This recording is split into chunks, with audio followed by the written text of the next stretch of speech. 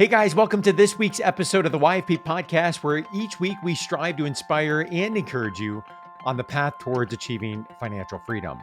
This episode is filled with inspiration as we share the stories of the 5 winners of the first offering of the YFP Gives Scholarship. Let this episode be a ray of sunshine amidst some of the cloudy skies that are plaguing our profession. If the future of our profession is in the hands of these outstanding students and new practitioners, I do believe the future is bright. Each of these 5 individuals featured on this episode awarded a $1,000 scholarship, along with 1-year access to our online community YFP Plus, a copy of our book 7-Figure Pharmacist, and a one-on-one Ask Me Anything session with myself or Tim Baker.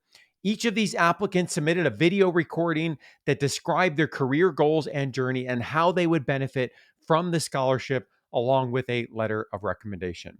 Now, I expected these submissions to be good, but they were great. You're going to hear yourself here in just a few moments as I share their incredible stories. And while I am grateful to have the opportunity to give out these scholarships through our nonprofit YFP Gives, we want to do more and we need your help. Please consider making YFP Gives a part of your giving plan and set up a one-time or recurring donation by visiting yfpgives.org and clicking on Donate Now. As you'll hear from these stories, your gift will have a positive impact and go a long way in helping students and new practitioners make that important financial transition early in their careers. Again, you can make a donation by going to yfpgives.org and clicking on Donate Now. All right, let's hear from our first scholarship recipient, Alyssa Fellini. Alyssa, welcome to the show and congratulations on being a YFP Gives Scholarship winner. Thank you so much. It is such an honor, and I'm so excited to be here with you today. So give us a brief introduction of yourself, your background in pharmacy, and the exciting work that you're beginning now. Yeah, so I am a University of Rhode Island PharmD graduate, and after spending 6 years there, I went on to residency in Minneapolis, Minnesota at Hennepin Healthcare, where I focus primarily on ambulatory outpatient clinical care, specifically in HIV and primary care. And after that, transitioned a little bit non-traditional pathway to an academic fellowship with Yale and VA Connecticut in health professions, education, evaluation, and research. It's a bit of a mouthful, but just finished up my 2 years there, and thankfully have found a position working with Hartford Healthcare, where I will be doing outpatient HIV patient care. So I'm super excited to be transitioning into that new role. So nearly a decade you've been training, right? You mentioned 6 years of school, 3 years of postgraduate training, a really unique academic fellowship program, and now you've got an exciting position that you're heading into in the HIV outpatient clinical space. So all of that great on the career side, but we know with nearly 10 years of training can come a significant amount of student loan debt, right? That's a big investment of time, big investment of money. And one of the things that you shared in your application submission for the YFP Gives Scholarship is that you're going to be coming out with nearly $200,000 of private student loan debt. So as you reflect on the path going forward, couple $100,000 of student loan debt, that's a big number. Very. I'm sure there's some weight that you're feeling there. Also, the exciting aspects that are ahead for your career. Just emotionally, how are you feeling about this transition financially? There's definitely a lot of excitement. I feel like all throughout pharmacy school, and even when I decided to become a pharmacist, everyone told me, oh, what a great career. You're going to be making so much money. And I have not felt that yet. I've been, paying off my loans since I graduated on my trainee salary, which, again, very blessed to have at least that opportunity to be paid for Mhm. that. But transitioning now to making more than double what I just was for the past 3 years. I'm excited. I'm also terrified. um, you and I talked a little bit about that a couple weeks ago, where I just don't want to make the wrong decisions. Um, and I want to make sure that I am putting every dollar in a spot that's going to serve me well. So yeah, a lot of excitement, but definitely some nerves about making the right choices.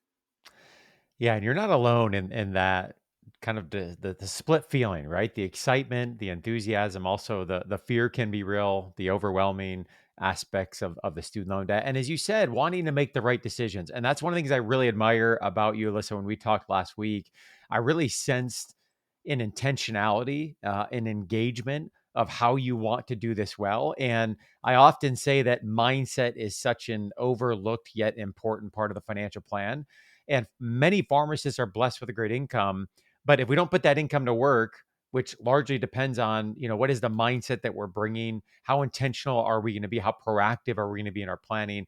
That income sometimes can only go so far. And so I'm excited to see where you go over the next several years. And I sense and feel that fear and some of those feelings of overwhelmed with you, but I also think you've got a bright future ahead of you. One of the other things you shared in your application, which is worth discussion, because I think we often underestimate how our upbringing can inform how we approach our financial situation today. And so you shared a little bit about some of the challenges, some of the struggles financially in your upbringing, and perhaps how you want to rewrite that story going forward. Yeah. I never felt like I didn't have all the opportunities growing up, but now that I have, looked back and seen what my parents did so that I never felt that way, they definitely were stressed about money all the Hmm. time. I'm one of four kids. We live in New Jersey, so, property taxes are really high. And, you know, my parents gave us everything to be able to play, club sports and do all Yeah. of the activities.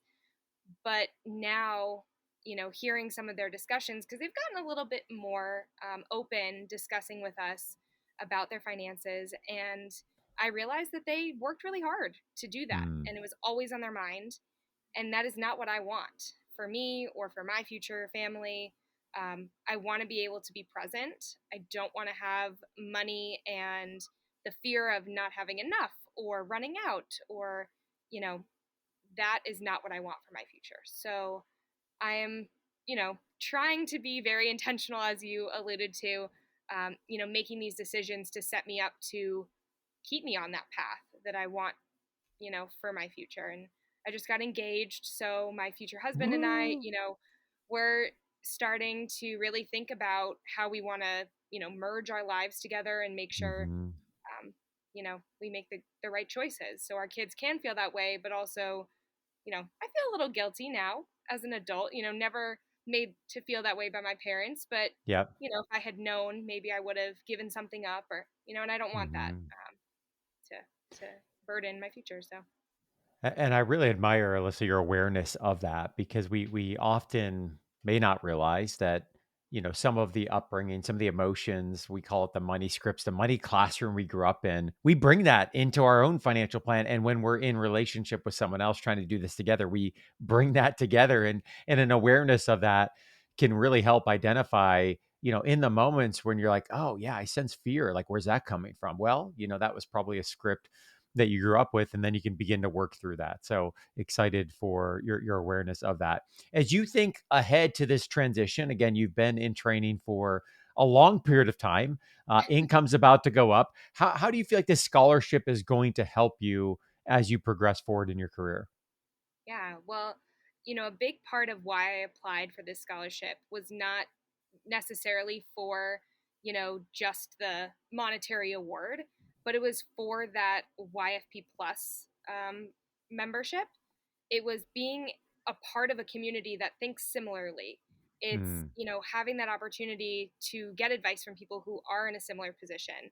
As pharmacists, we fall at a very interesting spot in healthcare providers. And so, hearing from other people what they've done and in a similar career path, it does make a difference. It's not the same as general financial advice, in my Hmm. opinion. Hmm. Um, and so I think this scholarship gives me really that community to become a part of, that maybe financially who knows if I would have found it. But I think hearing from those people and being a part of YFP Plus and having, you know, the opportunity to see what other people are doing. I'm also super excited for the book. I had a friend who lent it to me a couple years ago, and I got to read some of it before I had to give it back. But I'm excited to kind of have my copy and go through my financial steps, as I read through that. So a lot of different areas this has definitely connected Hmm. me and made me feel a little bit more autonomous in making these decisions and not as fearful. Yeah, I hear a sense of empowerment there. And you said something really important about community and being around like-minded individuals and so important in many phases of life. Here we're talking about finance, but whether people engage with YFP Plus or they find another community that's a better fit, so important that you're being challenged, encouraged, supported by others that are on a similar journey.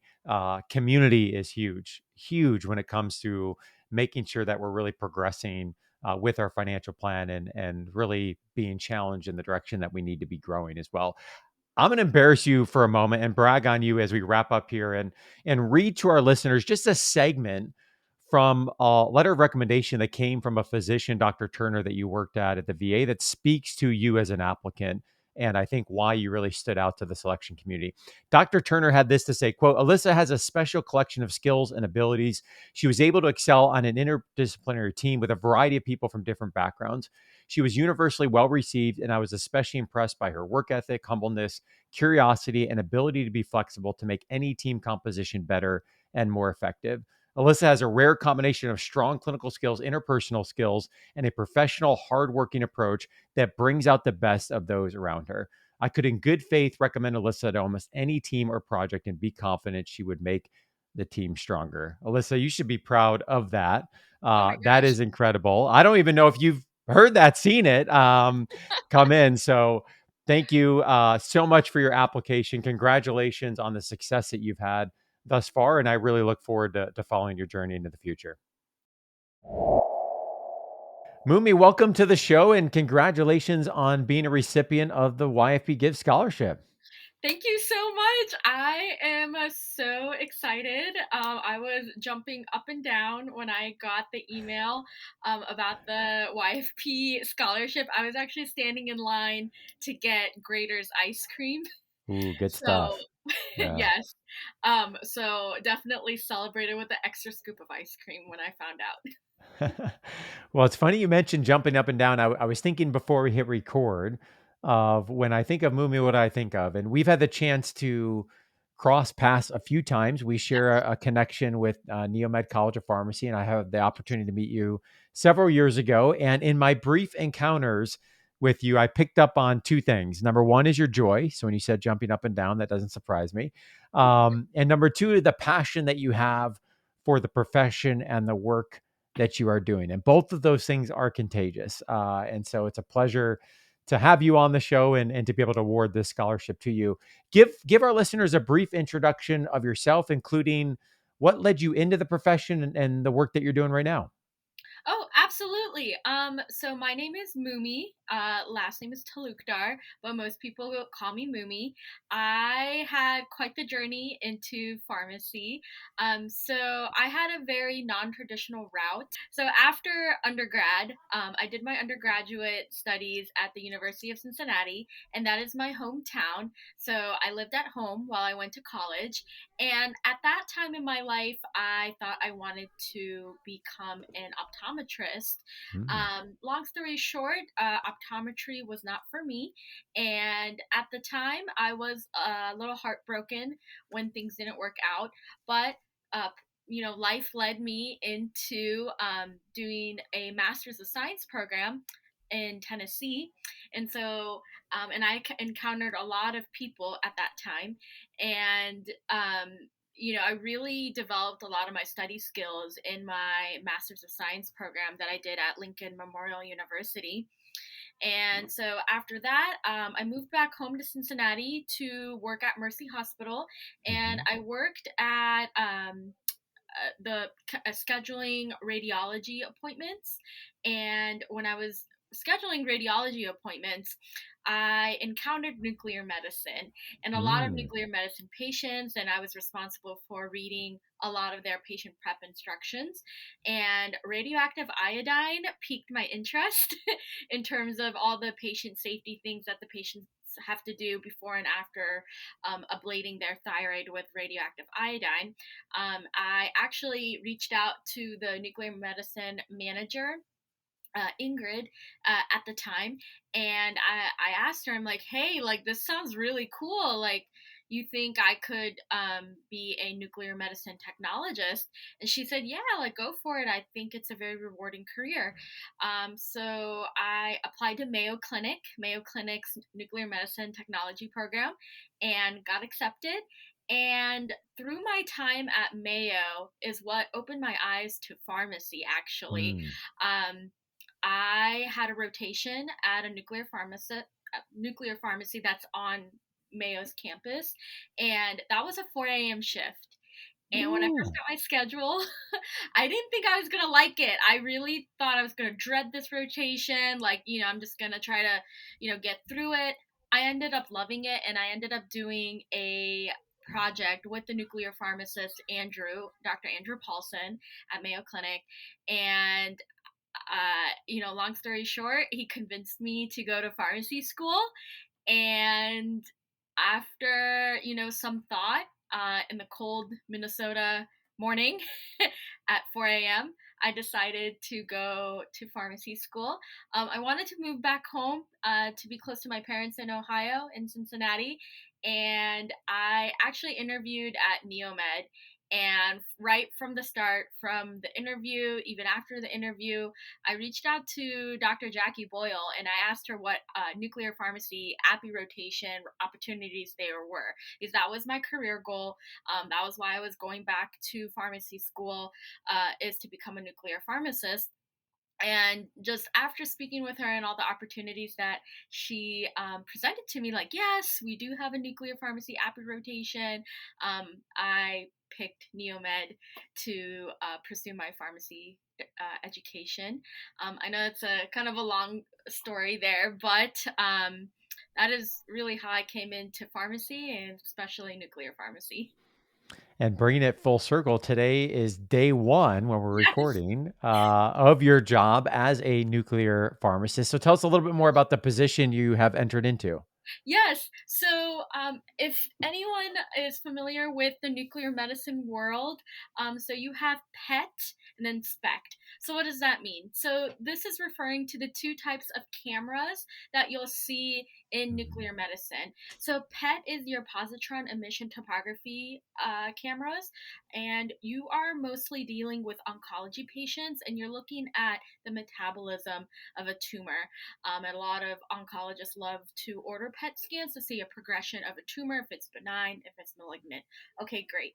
So then the other side is SPECT, and these radiopharmaceuticals that we deal with, SPECT cameras, they have a longer half life than your PET radiopharmaceuticals. PET radiopharmaceuticals are very quick. SPECT is more diagnostic, so SPECT, so single photon emission computed topography uh, cameras. And so, say you have gastroparesis, and the gastroenterologist wants to see how fast or slow food is moving through your stomach and your GI system. So they'll probably give you a gastric emptying scan, and that is basically eating radioactive eggs in the morning, and with sulfur colloid, technetium 99M sulfur colloid eggs. And after the patient digests or eats that very big breakfast, we have them come in and take pictures with two SPECT cameras at the 1 hour mark, 3 hour mark, 6 hour mark. That's like one of hundreds of SPECT studies that are out there for nuclear medicine. My position is PET, so I will be dealing with a lot of the therapeutic side, not quite diagnostic side of nuclear medicine. So it's not chemotherapy. Oftentimes, that PET radiopharmaceuticals or a lot of therapeutics in nuclear medicine get confused with chemo. It's a little more direct than chemo and less adverse side effects than your average chemotherapy that an oncology patient would go through. But I do love the behind the scenes nature of nuclear medicine. I am a very much an early bird, so a lot of radiopharmaceuticals are produced early in the morning, 12 a.m., 1 a.m., 4 a.m., because these radiopharmaceuticals are teed up for your 7, 8 a.m. patients, whether it be a treatment or a PET scan.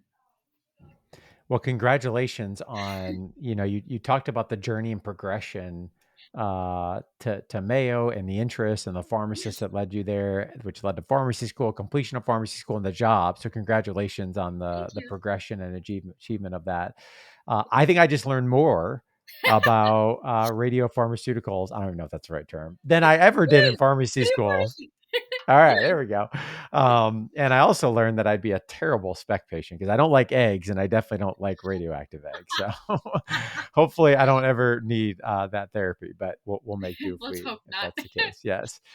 Shifting gears to the scholarship, in your application video, you talked about the magnitude of student loan debt that you, and to be frank, many of your peers are facing upon graduation. And beyond the $1,000 award that's associated with the YFP Gives Scholarship, which, let's be honest, any little bit helps, right? But that's going to put a small dent in the overall magnitude of, we think about the average student loan debt today is about $160,000 for the graduate. So my question here is, how will the scholarship and the materials help you as you make this transition from a student pharmacist to a new practitioner?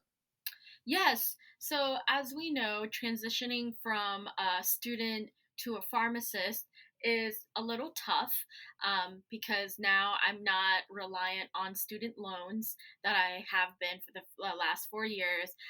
Moving into our apartment, getting new furniture, just setting up a new life for myself. I know I'm no longer a student, and the responsibility of a practitioner is a little bit bigger. But what I learned early on from my mentors is that when I was an APPE student, I had the mentality that I was an employee. And now that I'm an employee, I have the mentality of a student. And this way, I always like to learn and I always like to be in a growth mindset. And I say that to say transitioning from any position in life, whether you be a student, an employee mentality or not, it comes with a financial burden. Moving's not easy, and nor is it cheap. And just setting up a whole new life for yourself. I lived on campus, so I had a lot of benefits, as a student that now I don't have now that I'm graduated, which makes sense, right? Now I have a paycheck that's coming to me. But I say that to say it's definitely eased my transition from student to practitioner. This scholarship has. Yeah, I think you highlighted something that's really important is that there is a lot of transition, both in financially, no debt to finally earning an income. Often there's relocation that comes with expenses, as you mentioned, and so important in that transition to be setting a strong foundation for the rest of your career. So I'm Yes. excited for you, Mumi, on what lies ahead into the future. I look forward to following your journey and staying in touch as well. And again, congratulations Thank on being a you. recipient of the scholarship. Perry, welcome to the show and congratulations on being a recipient of the YFP Gives Scholarship. Thank you so much. Let's start. If you could give our listeners a brief introduction of yourself, including what led you into the profession of pharmacy and some of your career goals after graduation. Sure. My name is Peregrine Garner. I am currently a P4 at the University of Toledo College of Pharmacy in Toledo, Ohio. I'm a non-traditional student, so I like to throw that out there first. I'm a mom of 3 daughters, so I decided to go back to pharmacy school in my 30s. A couple reasons was, first of all, I'm a person with physical disabilities, and I just noticed in the healthcare setting there was a disconnect between different providers and services for people with chronic conditions and disabilities throughout their lifetime. And I wanted to go into pharmacy to not only educate myself to better my physical disability symptoms, but to assist others in helping them as well. and kind of try to close those gaps in access for people with disabilities and just healthcare education as well. And then also, my great grandfather was a pharmacist, Hmm. and he managed and owned local pharmacies back in the 30s in Toledo and Sylvania, Ohio, as well. So, following that family.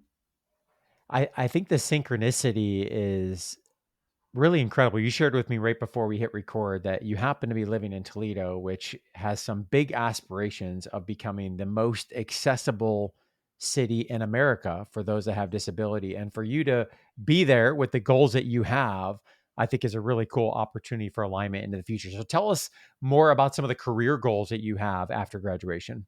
For sure. So, my biggest career goal, my dream is to open an independent pharmacy or have some sort of pharmacy business that caters to people with disabilities and chronic conditions, and that it makes it more accessible for them to access healthcare and medicine to make their lives better throughout their entire lives.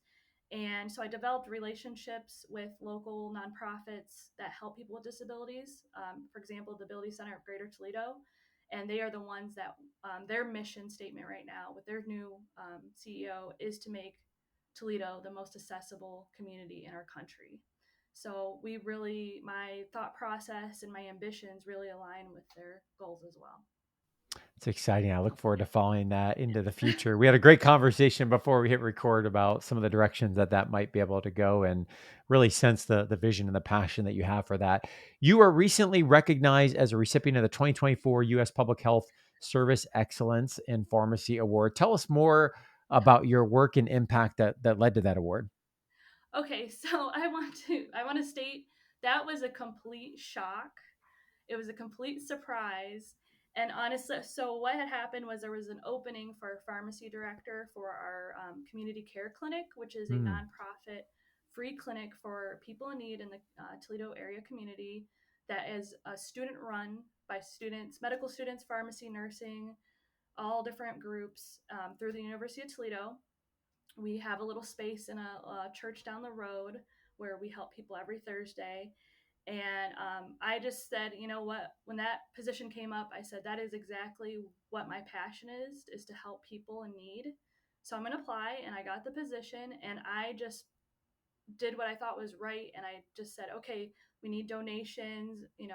What are some ways I can just help people? And then I realized that the Ability Center of Greater Toledo, like I mentioned before, they take donations. But then I mentioned to them, like, oh, are there some items you can't use through your services? And they said, oh yeah, like we have certain items. And I said, well, we can use those items. We have items possibly you could use? And they're like, yeah. So I actually just continued to develop a relationship with them and would get donations for the clinic. And I just did what I thought was right. And I would just stay all night at the clinic, helping people, helping the students. I really wanted to educate students on how important it was to help people in need in our community. So I'd go to all the travel clinics and just try to really educate how important it is to help people. And that I truly feel that's what led to that award, because like I said, I was just doing what I thought was right and what I'm passionate about. And then one day I came into class and all the staff of the university was there, of the college. And I was like, what is happening? What's What is happening? going on? And I was just so overwhelmed Yeah. with joy. I was just so thankful for that, to be recognized. That's incredible. And I Yeah. hear what you're saying in terms of, some of the shock and surprise. It sounds Yeah. like it was very well deserved. So Yeah. congratulations on Thank that you. award. I want to talk about resilience for a moment. That was Yeah. something that really struck me and I think struck our scholarship committee as we reviewed your application. Your letter writer spoke to it as well. But as a mom to three daughters and someone who has openly shared some of the personal struggles with cerebral palsy, with a Mhm. disability. What has been your secret to staying resilient and maintaining a positive attitude that's allowed you to lean into the efforts, the work that you've done, the impact that you've had, and even as you think ahead to the goals that you have? For sure. You know what? I love to say, so starting in pharmacy school, I was nervous about how I would do physically. I knew I had the mentality to get through pharmacy school, but with my physical conditions, I get weakness and pain and that sort of thing. But I said, you know what? what's the worst that can happen? So I was just like, I'm just going to give it my best, try and go. And honestly, my education through pharmacy, a lot of the clinical aspects of it and learning about my body and symptoms has really helped me. So it's like that's what has helped me through this. Pharmacy school has helped me through pharmacy school. And just thinking of my kids and knowing I went into this to better the lives of my children and better the lives of other people with disabilities, that's just what kept me focused. And there were times I'd be sitting in class in tears because of just being in pain, but I said, you know what? It's just a feeling, and then just push through it and keep studying and keep doing your best. And I would, at some points, I even was going to physical therapy within the hospital our college is located in between classes just to keep pushing through, because I knew if I could get through this, I would be able to help more people in my position. Yeah, and you said something there, Perry, that I want to reflect and mirror back to you because I think it's a really important point as you think ahead to the big goals that you have and the impact that you desire to have and I think are going to have on other people. And you said, what's the worst thing that can happen? Right. When you Right. talked about going through pharmacy school, what I hear there is an openness and an acceptance to step into something that's unknown. And perhaps that means failure, however we define that, or perhaps that means success, but not letting that fear get in the way of taking that important step. And I Exactly. just want you to hear that because that's going to be, if you can hold on to that Mm-hmm. as you step into these next phases, whether that be as a mom or eventually as a business owner, and this vision Yeah. that you have to help others, the vision and the impact that you want to have is great. And in order to step into that, it's going to require, running up against that fear and being Yep. willing to kind of push through that. And it will involve some failure here or there along the way. That's Mm-hmm. part of taking risk. And I think you obviously have done that once, and I look forward to you continuing to do that in the future. Yeah. Thank you. I'm so excited. As you think about this scholarship, there's a monetary component. There's some other resources that we're providing with this as well. What role will this scholarship play in helping you as you make this transition into your final year of pharmacy school and eventually as a new practitioner? Yeah. So this scholarship was very, very important. So I want to preference with for my bachelor's degree. Um, Thank goodness I was able to get enough grants and scholarships to do my bachelor's degree. But then when I realized the graduate part of it, I was struggling with grants and scholarships. And so this is contributing to that, and where I don't have to pull as much loan for that. So I just spoke with Tim Baker the other day, and he said the average student loan debt for a pharmacy student is about 160,000, which is crazy to me. But I'm going to be at about 80,000. So, Let's like I said, go. every penny, every dollar helps. And this scholarship, I actually immediately bought the NAPLEX prep guide book because I knew that Mm. was something. It's expensive, and I said, you know what, this is going to help me push forward through my education and studying and to do that exam. And then honestly, like I have got the book right here. Woohoo. I'm already like halfway through, and I'm just making goals and plans for my financial success. I've had a lot of setbacks, but I feel like I'm on the right track, and this is definitely an amazing tool to help me through this.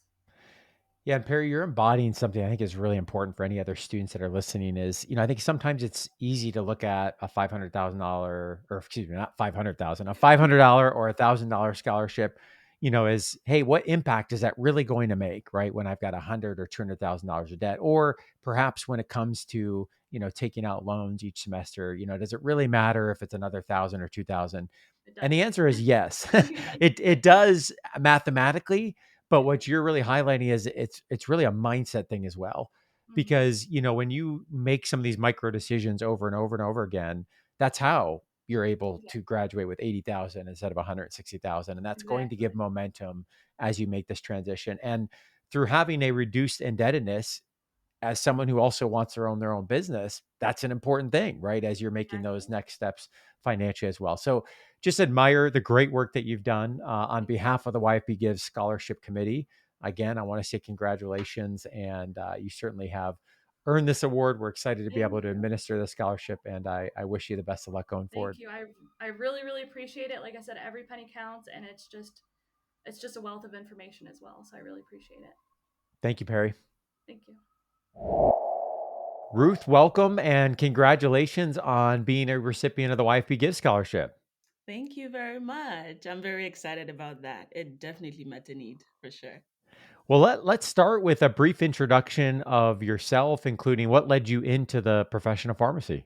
hmm Yeah, so my name for everybody listening is Ruth Adeyemi, and I'm a fourth year student at the University of Florida College of Pharmacy. Highly passionate about advancing health equity, particularly in underserved population. And I mentioned that because my passion for pharmacy actually stemmed from watching my uncle growing up. Hmm. He passed away already, but then when I was growing up, he was just very devoted to his profession. And a lot of people nearby even thought that he was a medical doctor because he cared for his patients beyond what your average pharmacist would do. Mhm. And then that led me to wanting to be more like him and also to carry on his legacy. And what I saw now that I'm grown is that in the rural areas in Nigeria, you have pharmacists that they're very transactional.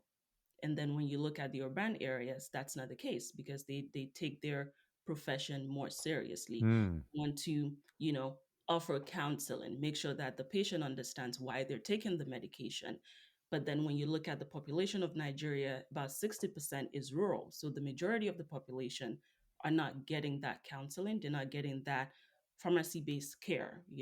So my goal is looking at what my uncle did, just wanted to go back home to promote the need for patient focused care, ensuring that counseling is a part of everything that we Hmm. do as pharmacists. And patients can actually trust us to do our job to ensure that when they're taking that medication off the counter, they know how to use it, they know when to use it, and they know what not to use it with and what to use it with. I love that. And I shared with you before we hit record that you had a beautiful letter of recommendation that was written by one of your professors, Dr. Whitner from Florida College of Pharmacy. And in that letter, one of the things that was mentioned, building on what you just shared, is quote, Ruth stated to me during one of our first meetings that following pharmacy school, she hopes to change the infrastructure of Nigerian pharmacy practice. So you have done a great job of articulating that vision, obviously, to other people as well. And thank you for sharing it with us here. I want to ask you about your involvement in chartering a new pharmacy chapter of SNAFA, which is a national pharmacy organization whose mission is to serve underrepresented minorities and underserved communities, and chartering that new chapter at the University of Florida College of Pharmacy. How did that, or how has that impacted your development as a leader within the profession of pharmacy? Mhm. Yeah, I like that question so much because one thing for me is wherever I find myself, always looking for opportunities to promote and advance underserved communities. And when I came to the university here in Jacksonville, we're literally positioned in an area where there is a need, Hmm. and realizing that we don't have a student organization that focuses on meeting those needs and going out to share, to the different marginalized communities on how to take their medications, on even like just different explaining to them when a vaccine is needed, explaining to them when a medical intervention is needed. To me, that was alarming. And then, having Dr. Whitner, who is also very passionate about underserved communities, when she raised that question of, having and establishing a SNAFA chapter in Hmm. Jacksonville, it just clicked for me because it was like two passions meeting, two passionate people's meeting and wanting to achieve a common goal, which is ensuring that even the student population understands why it's important to have an organization that is centered on promoting and advancing health equity in underserved population. So, and also using my expertise and the knowledge that I've gathered over the years, just working in Nigeria and working with Nigerian students for the vision that I just shared with you, that also helped in chartering this chapter in Jacksonville, using the different knowledge that I've gathered from doing that and bringing all of that into chartering SNAFR in Jacksonville. And so far, I'd say that just starting this chapter has really helped me to number one, when starting any initiative like this, first of all, just understanding like the needs of the community. That's Yeah. very important, because when I started the Compassionate Pharmacy Practice Project, which is a project that I'm working on back home to advance pharmacy practice, that wasn't one of the things that I did initially, just trying to understand the need of the people. But with chartering SNAFR here in Jacksonville, it definitely helped me understand the importance of knowing what the need is in the area and using that information to put together events, right? Put together Hmm. initiatives that would actually meet the needs of these people. So I'd say that this organization is definitely helping me and building me to become that health equity leader that Hmm. understands those basic aspects of putting together an organization. And I'm hoping to use that knowledge, to use the knowledge that I've gathered as I move on in my career.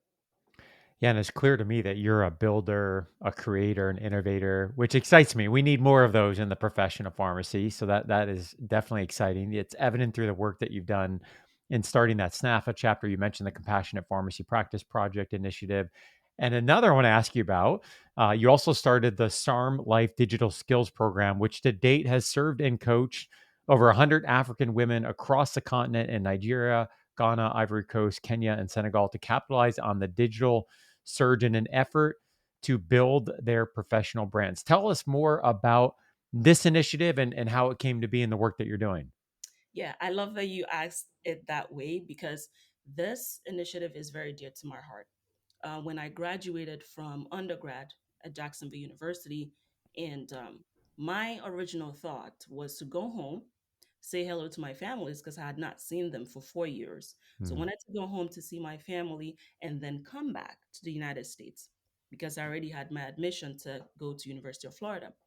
But on going home, that was not the case. Funding became a huge issue. And because of that, I had to defer my admission for a year.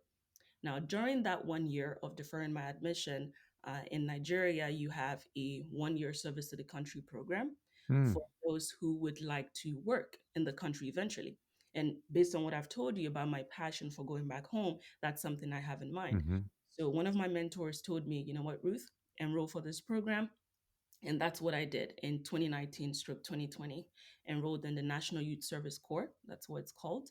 And during the first month of the 1 year training, we all get to be together, the batch, we all get to be together, and then we learn different skills, we get trained, and then we get dispatched to the different states in the country.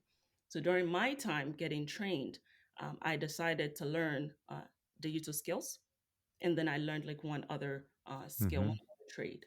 But the digital skill was very dear to my heart, because I just started my website actually, where I was talking about, my travel to New York City, because, I'm coming from like a very small village in Nigeria. So I just wanted everybody to know about that.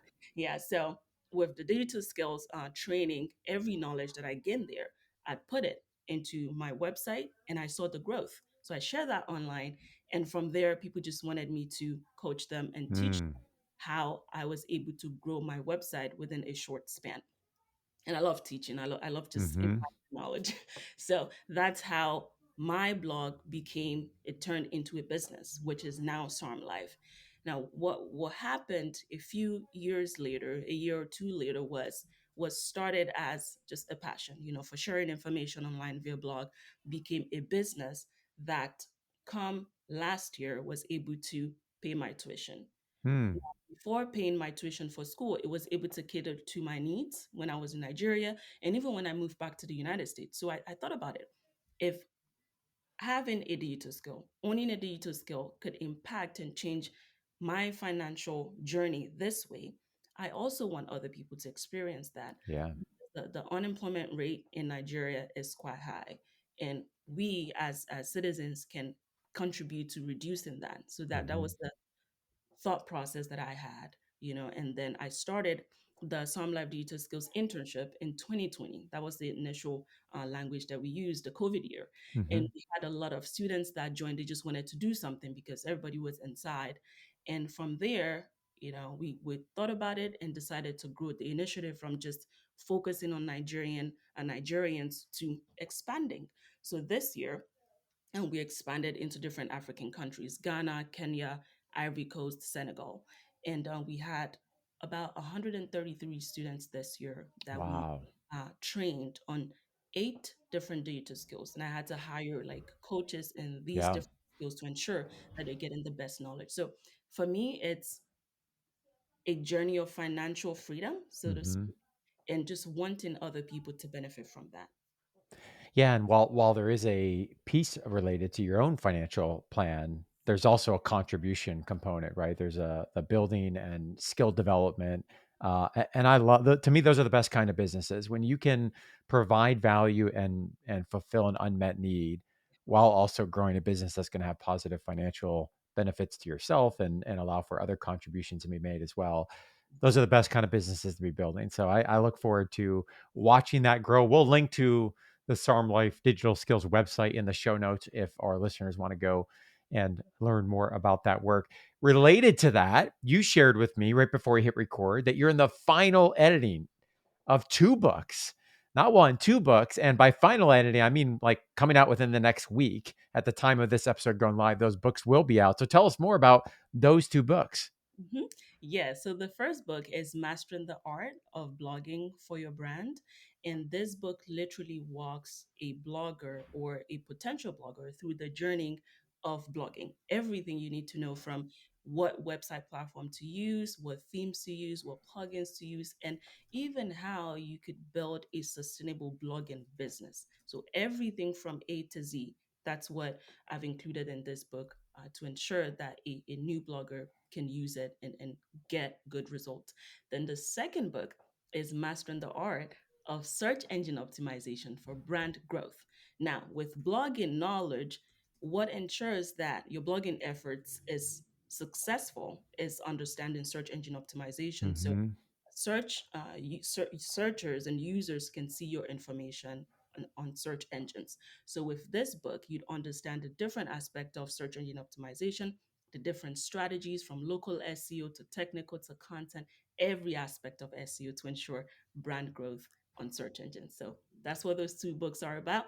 I'm very excited because it's my first time publishing books ever. It's a big project. It's a big lift. So I admire the work that you're doing there while completing your PharmD, while running the business, while doing all these other things. So we will also link. We don't have that information at the time of recording, but by the time we go live, we'll have some information on how folks can learn more about those books and get a copy if they're interested. So we'll link to that in the show notes as well. Ruth, I have just a ton of admiration for the work that you're doing, the goals that you have for the future. It really was an honor on behalf of the YFP Gives Scholarship Committee to be able to award you this small monetary award. I think is a recognition of the amazing work that you're doing. So again, congratulations and thank you for taking time to come on the show. Thank you very much. Thank you for the opportunity as well. Eileen, welcome to the show and congratulations on being a recipient of the YFP Gives Scholarship. Thank you. Thank you, Tim, for having me here. Well, let's start. If you could give our listeners a brief introduction of yourself, including what led you into the profession and some of your career goals after completing your industry fellowship upcoming this year with Rutgers and Genentech. Yeah, well, again, first off, thank you, Tim, for inviting me here today. I'm grateful for the opportunity to share my journey and story. Hello, my name is Eileen Nguyen-Phan, and I am a pharmacist currently completing my second year as a Rutgers Industry Fellow at Roche Genentech in South San Francisco. I grew up in Northern California and went to University of California, Los Angeles for my undergrad. And then I moved over to Baltimore, Maryland, and attended the University of Maryland, Baltimore School of Pharmacy. I graduated back in May 2023 with my PharmD and Master's in Regulatory Sciences. And then I moved back to California in July 2023 when I started my 2-year fellowship at Genentech. During my first year, I was with the Medical Information Communication team, supporting the oncology and target therapies team. And then this year, I am with the medical science liaison team supporting rare blood disorders. So pretty much what got me into the profession is growing up in a family of my father worked in the healthcare system, and pretty much my uncles and aunt were all in the healthcare system. So growing up, I've always had this mindset of I want to be in the same setting, working setting as they were all in. And so it's never something that my parents pushed me to be in. It's something that I have just grew up loving, seeing the different stories that they share with me, the different experiences of meeting different individuals and how are able to help them in small or big ways. So then that led me to really looking into pharmacy. And so that's why I pursue pharmacy first off. And then after the first year of pharmacy school, I got an internship with a company in Carlsbad, California. Love what I did. It was in rare diseases. And so seeing the impact again with helping people in a different way, different setting, I really fell in love with that. So I got the opportunity after my internship, and they offer for me to stay on as a part time. So I was able to be in the industry for almost 4 years Mm. throughout pharmacy school. So I grew in terms of my experience in industry, learned the ways of, like what medical affairs consisted of. And so here I am with the USMA team, or the medical affairs team at Gen and Tech. But what my career goals are, so currently I am completing my second year in the fellowship. I would love to stay within the medical affairs team. There's just a lot of strategies and excitement, and seeing how a product go from, a small molecule into the approval, and seeing Hmm. the amount of patients that we're helping with the, even in the rare space where there's no treatment, or if there is treatment to cover any of that unmet medical gaps, is really fulfilling to me. And so that is my goal short term, but long term, I would love to, expand more within medical affairs or even in other functional areas, just Hmm. because within the pharmaceutical industry there's so many opportunities, and importantly I would love to be a mentor to those in that are in pharmacy school and college considering pharmacy, or early in their industry careers, because I wouldn't be here without the mentors that I have. And then so still very new in my career journey with a lot of things to learn every day. But outside of work and professional life, one of my personal goals is to increase my financial and investment literacy. So I am thrilled to be here and speaking with you. Well, that's an exciting journey. And one of the things I want to highlight there, especially for any students that are listening, is what I heard was some internships very early in your career that opened the door to different aspects of the profession, how you could use your pharmacy degree, which obviously those experiences led to pursuing fellowship and now the career path you're going to go. And I always am encouraging students to make the most of the seasons of internship that you have, right? There's only so many of them before that partly gets dictated for you, whether that be on IPPEs or APPEs. You only have so many options and choices, and really using those internship opportunities to pursue some more of the quote non-traditional pathways and to explore the many different aspects of the profession that a pharmacist could go. So love that journey, love what you shared there, and I can really tell how mentors, preceptors have influenced you and your desire to give back in that area as well. One of the things, before we talk about some of the financial stuff, your application really centered around resilience and determination as two characteristics that you have embodied that have helped shape who you are today, and I suppose will help you as well into the future. Tell us more about that resilience and determination and where that comes from. Yeah, I would say the resilience and determination comes from my family background, and I see it through my father and mom.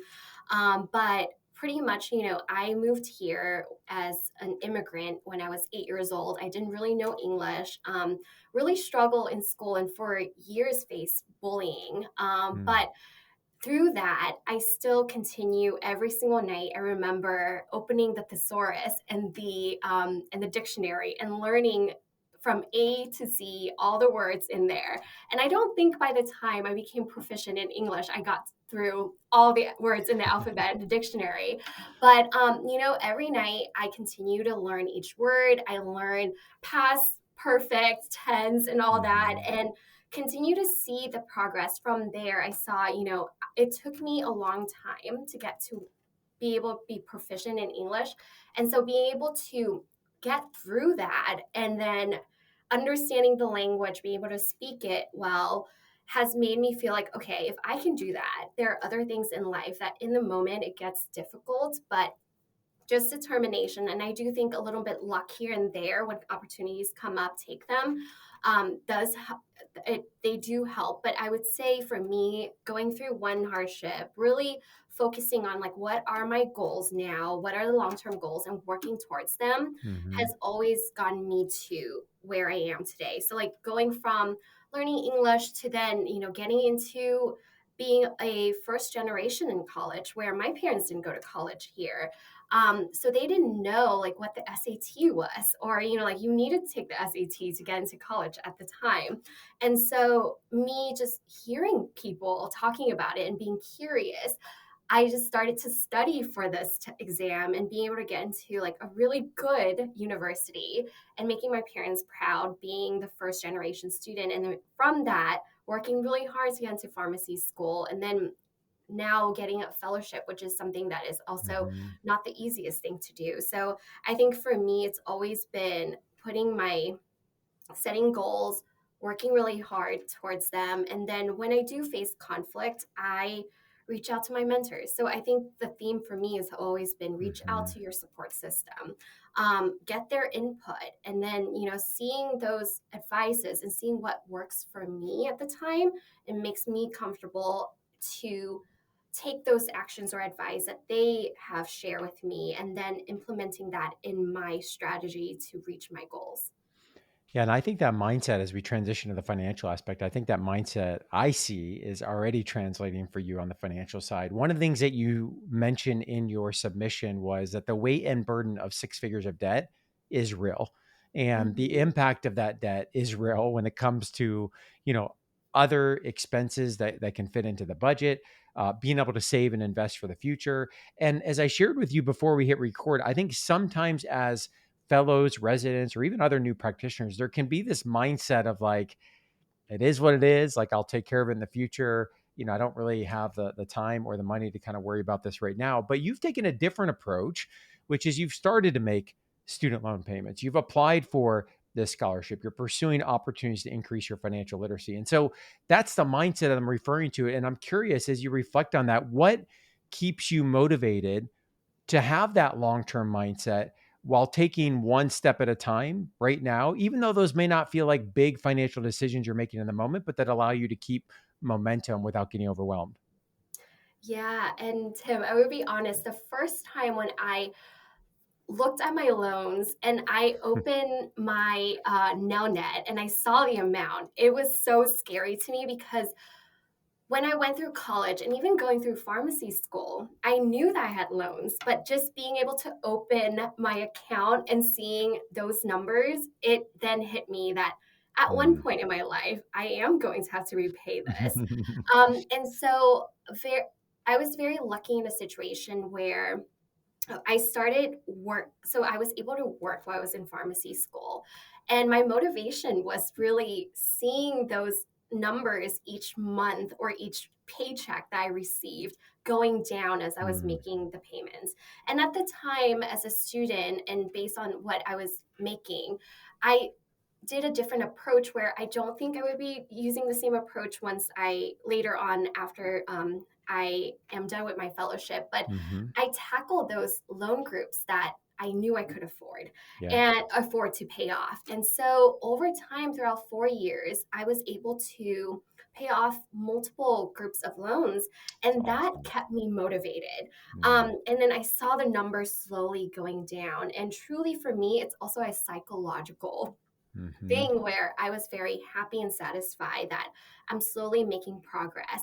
But I'm a planner. I think about what are my goals later in life financially. I want to be able to afford a home. I want to be able to live comfortably where, I don't have to live paycheck by paycheck or being worried that I have such a huge debt that I owe to like in terms of loans. So for me, that has been kind of the mentality now, being a fellow. I would say, being a fellow now, I am making more than I did when I was a pharmacy school. So then again, that motivation where, okay, if I was able to make payments while I was in pharmacy school working, I should also be able to make a payment now, Yeah. especially if I'm making a little bit more. And so then I think it helps me. I feel like what I'm doing now will ease the worry and the burden later on in the future. And again, always sticking to those long-term goals, which is being able to be financially stable one day.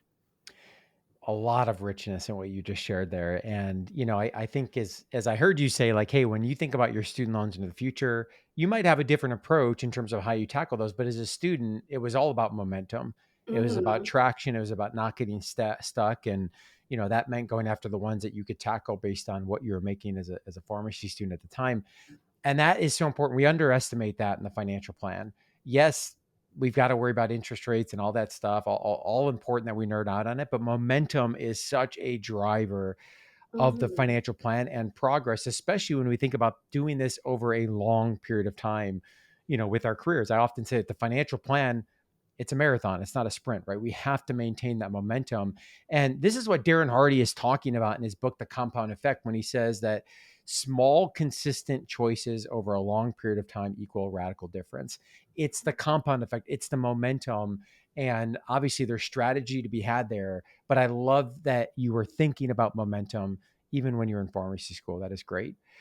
Let's talk about the future. So you mentioned in your application, you have a 10-year timeline as a goal for paying off your loans. I think you're going to do it faster than that, but let's assume that it is 10 years from now. We wake up, it's Mm-hmm. August 2034, which is weird to say that out loud. It's 2034. You're debt free.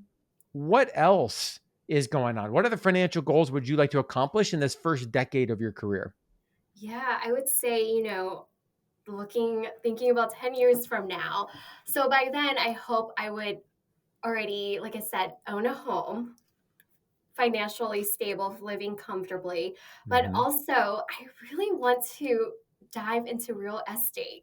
I feel like Mm, that's something that has always been a goal of mine, or at least thinking about it or seeing. I'm always either real estate, a parking lot, or a laundromat. Those are like the three things that I always think about investing in. interesting. But truly, before even diving into those, I just think that like I want to take care of myself, but again, the core of my success has always been my family and my parents. I Mm-hmm. do want to also be able to financially invest in them in one way or another. Either it's their retirement home or just their retirement plan, Mm, but then also thinking about my retirement plan as well and mm-hmm. thinking of what investments I can make during that time. And like I said earlier, when I was introducing myself, one of the things that I want to be able to do is increasing my financial and investment literacy, just Mm-hmm. because I don't feel like I am there yet to comfortably make any decisions. And I think that is somewhere that 10 years from now, I hope to achieve that by then and at least have my own retirement plan established as well as a investment plan. Mm-hmm.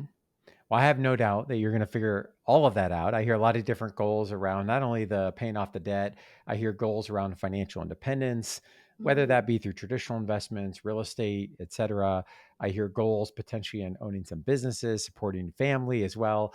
Right. And that's the clarity that I'm often encouraging new practitioners to really spend some time thinking about. Hard to do when you're in postgraduate training, you got a busy schedule, but we want to have a North Star for our financial plan. So as you're paying off debt, as you're saving and investing money, like what's the purpose? What's the why? Where are we trying to go to make sure that we're finding that balance that we so often talk about between living a rich life today and also planning and saving for the future? I look Mm-hmm. forward to following your journey. We'll have you back on the podcast 2034. We'll get an update, see where you're at. But in all seriousness, Eileen, again, congratulations on Thank being a you. scholarship recipient. And I'm excited for what lies ahead for you. Thank you. And thank you again to you and the committee for believing in me. And I'm so grateful for this scholarship. I do truly believe every dollar counts. And so this will really help me too with my financial burden. So thank you for having me again.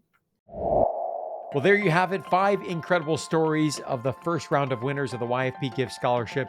If you'd like to learn more about the efforts that are happening within YFP Gives, our nonprofit, you can visit yfpgives.org.